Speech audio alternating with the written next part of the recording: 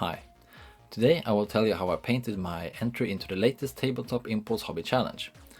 In short, it was me building the Corsair Voidscarred, which is like Space Elf Pirates. I built them from secondhand bits and, like leftover stuff.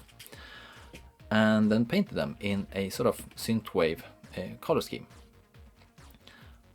It's all up in this video in case you have, interest in the actual contest and their origins and so forth. But the plan was to paint them in a sort of copy. I wanted to do the same thing as Dana Howls' awesome Nighthaunt, but I watched that video and I realized that it's kind of heavily dependent on you owning an airbrush. So I had to come up with a separate way to do this, sort of getting the same effect, and I think I kind of succeeded. So I just want to make a video where I explain, you don't have to have an airbrush. You can get this sort of effects anyway. And it's quite simple as well, I think this is actually viable for painting an entire army. So I wanted to make a separate video for this. So I did. Yeah, let's go.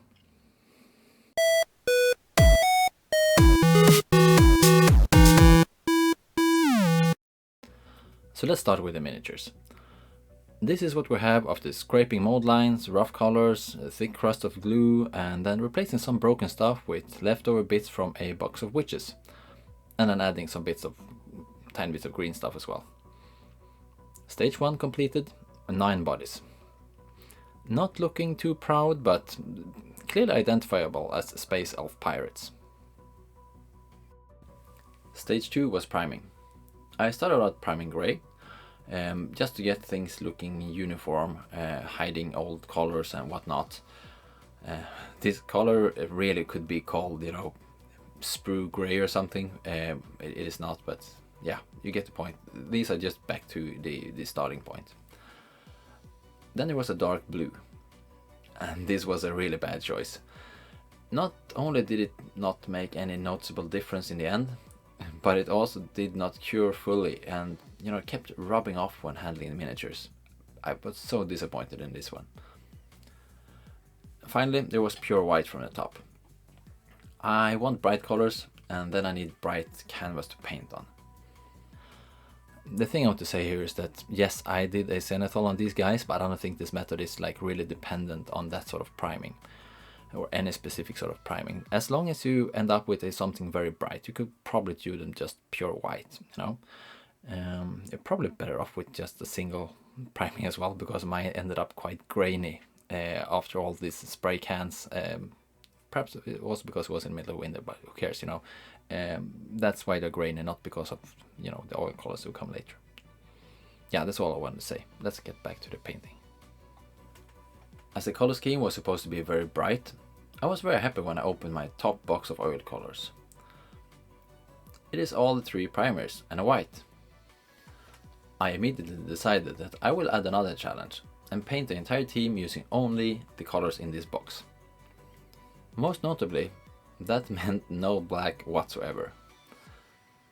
I did cheat a bit in the end as I did the bases, but these are the only colors used on the actual miniatures. Stage 3, base colors.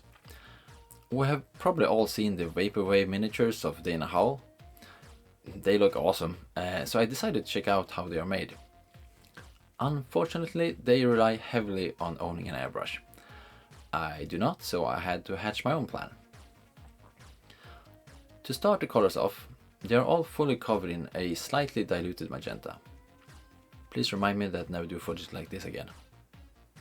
When all was covered, remove most of the colors in a kind of backwards dry brush, swipe over the miniature and then wipe off. Rinse and repeat. You now have a miniature all covered in a thin layer of grease, and where all little recesses and everything have some sort of color. It is a great base to work from. It is, however, a good advice to wait a moment for this base color to dry up a bit. Stage 4, main colors. The colors as they were still too dark or vicious to be used right away.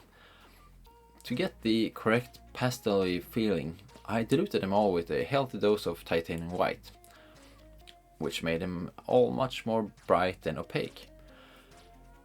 Then I dry brushed with this pastel magenta from the bottom and the pastel yellow from the top. I used all colors, but you can just as well use regular acrylic. I'm not an expert here, so I will not go into the details. Just listen to whatever Artist Opus tells you and you'll be fine. I was hoping that the oil colors would fuse a bit and create a sort of transition over orange. They kind of did that, but not to the extent that I hoped for. But I mean, I was really happy with the result anyway. So I moved on with the blue pastel in exactly the same way, for weapons, cloaks and other sort of details. The bright side of dry brushing with oils is that they don't go chalky and dry up and make a bit of lumps all over the brush. The downside is that you cannot build things layer by layer in the same way. I suppose this is why people say that you cannot dry brush with oils. In a sense, this is actually more of a fat brush, smudge brush, than a dry brush. But whatever. My problem now was that I was not really content with the brightness of the colors. This is supposed to be an unreasonably colorful team. So to bring up the colors, I simply added more colors when needed. And while at it, I tried something that I bought a long time ago, but I've never tried until now. Pure linseed oil. I so regret not trying this earlier. Many oil colors are quite creamy, and the solution is often to dilute them slightly with white spirits or something like that to get a more fluid color. Diluting with oil instead was just awesome. The colors just became smooth and soft and nice to work with. I obviously have not tried it long enough to actually recommend it, but I'm very certain that next time I paint, I will make sure this bottle is within reach. Stage 5 was the details. I did not do too many details, not because I'm lazy, but I think that in all of these sort of synthwave, vaporwave pictures and stuff you see, the one central theme is always this sort of tequila sunrise arrangement, like grading colors. And I didn't want to destroy that, so I just skipped a lot of the details I would normally do. But at least I had to do stuff like the skin, obviously. That would just look stupid otherwise. So I just added white to all the skinny bits. See, pale skin color is essentially centered around pale orange, which happens to sit right between yellow and magenta. And with magenta in the recesses and mostly yellow spilled over from the top, dry brush, it was pretty much just to smear some diluted white in their faces. Okay, there were places where I had to work a bit harder, like hands holding weapons and thus having a bit of cyan all over, but in general, with this foundation in place, just smear some white in the faces and you're done. Stage 6 is the bases. The bases are the only place where I used acrylics. As there was only a single digit number of hours left until deadline, I aimed straight at maximum sci-fi bang for your bucks. I'm almost embarrassed to tell you how simple they are. The basics is the plain standard Games Workshop base covered in basilicanum grey. Though I rarely use contrast paints, I found this one to be very useful. I almost exclusively use it to quickly, get the base up to speed. But then it's usually with some PVA, sand and various bits on there as well. Now they just looked kind of sad. I needed something that brought the maximum sci-fi feel with the minimum effort. The solution was to cut a number of squares out of some thick paper, thin cardboard, depends on how you categorize it. And they were then painted silver and just, glued on. Finally, they got a run of diluted basilicanum, that contrast paint I just talked about. It turned out surprisingly well, and I suppose that if you want to make an entire sci-fi army, this could be a really reasonable way to go. With all of that said, let's have a look at the team. In the end, they turned out, if not awesome, at least, decent. And I think this really is a viable alternative to Dana's sort of airbrush-centered way of painting. yes, I mean it's dry brush, and then dry brush is supposed to be like the thing of the plebs, but I mean, yeah, they're decent. They're looking their part.